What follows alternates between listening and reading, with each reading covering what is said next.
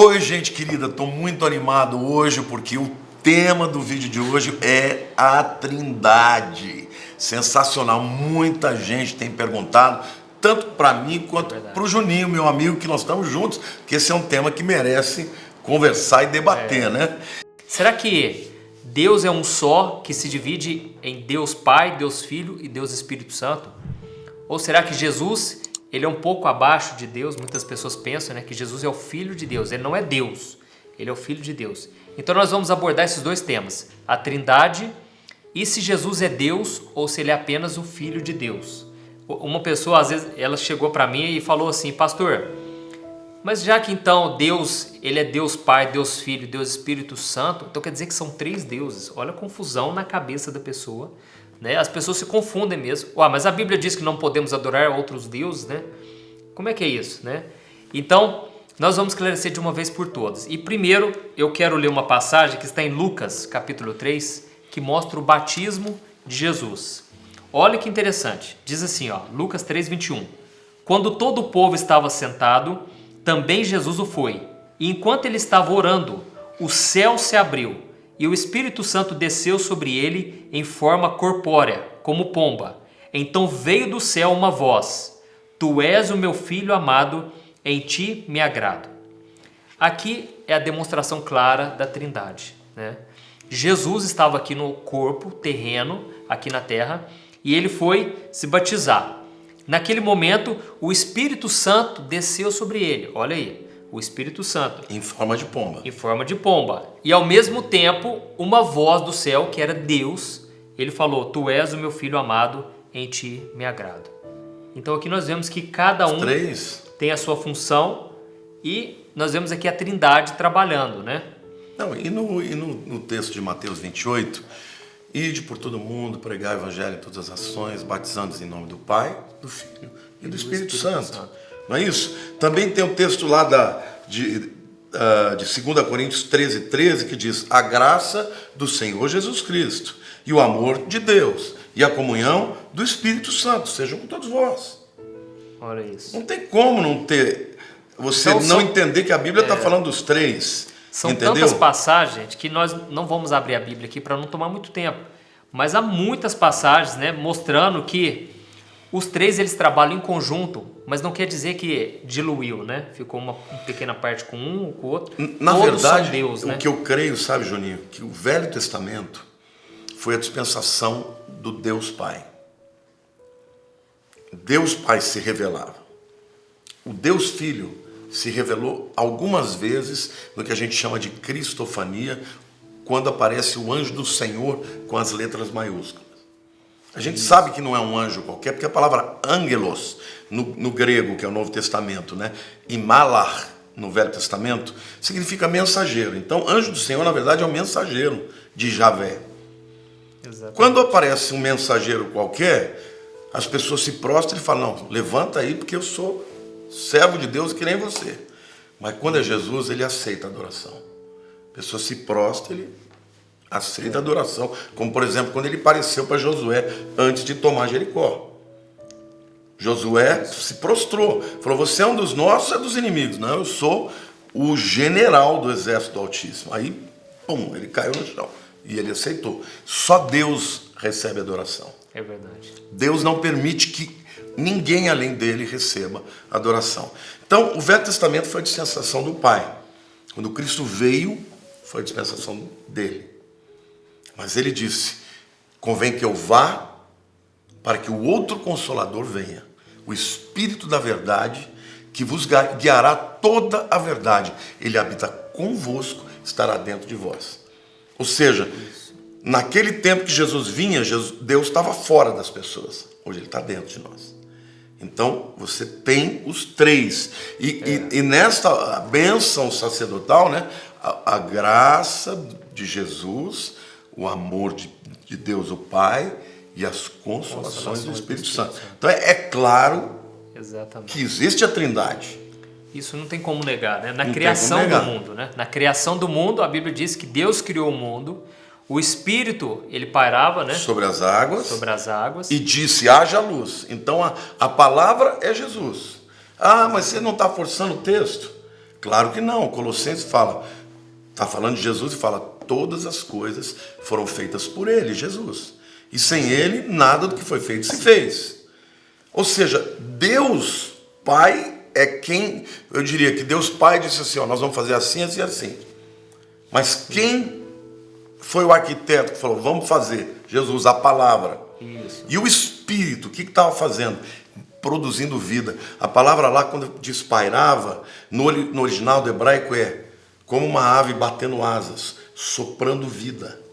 Olha que benção. Entendeu? A vida quem dá é o Espírito. A partir dali começou a nascer coisa, crescer relva verde, a vida veio. Então, esses três atuam juntos. Mas pela são três deuses, é um Deus manifesta em três pessoas. Reconheço que é um mistério. É um mistério, a mente humana não consegue. Mas que está na Bíblia, está. É.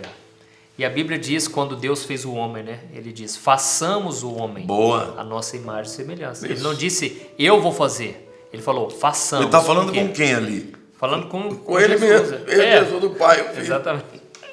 Não, quando Jesus Então, fala, eu e o Pai somos um. Pois é. Não é? E é exatamente por isso que eles queriam matar Jesus, né? Porque ele se declarava Deus. Quando ele não perdoa pecados, o cara queria... Só Deus pode perdoar pecado. Pois é, eu sou Deus. Ele chegou a dizer... Então, aí vem essa outra questão, né? Que é a respeito... Será que Jesus é Deus? Ou Jesus é apenas um filho de Deus? Né? Nós vamos mostrar a você que Jesus realmente é Deus. E só para a gente encerrar esse assunto da Trindade... Olha que interessante o que diz em 2 Coríntios, capítulo 1, o versículo 21 e o 22. Ora, é Deus que faz que nós e vocês permaneçamos firmes em Cristo. Ele nos ungiu, nos selou como sua propriedade e pôs o seu Espírito em nossos corações como garantia do que está por vir. Então olha aí a Trindade trabalhando, né? É verdade. Deus, ele faz com que a gente fique firme em Cristo. E ao mesmo tempo, ele põe o Espírito Santo para que a gente permaneça firme com o Senhor, como garantia do que está por vir. Né? Então, não temos dúvida, né? A Trindade ela trabalha de maneira diferente. O Espírito Santo nos convence, é por meio de Jesus que nós somos salvos e é por meio do Deus Pai que nós temos a nossa vida, né? Deus nos criou, Ele criou todas as coisas. Então, a questão da Trindade já está... Agora, eu queria saber se você, tem muita gente que te pergunta se Jesus é Deus, ou se Jesus seria, tipo, filho de Deus, mas ainda uma criatura. Porque Exatamente. tem, por exemplo, não vou citar o nome da seita, mas que diz que Jesus é o filho de Deus, mas ele foi criado, que ele não é eterno. Isso, uma coisa é a pessoa dizer que é filho de Deus. É. Outra coisa é dizer que é Deus Filho. Isso, muito bom. Então, na verdade, existe o Deus, Deus Filho e Deus Espírito Santo. Deus Pai, Deus Filho, Pai, Deus Filho e Deus Espírito Santo. Então, todos eles são Deus, né? E você pode adorar, porque Deus, como você disse, né? Deus é digno da nossa adoração.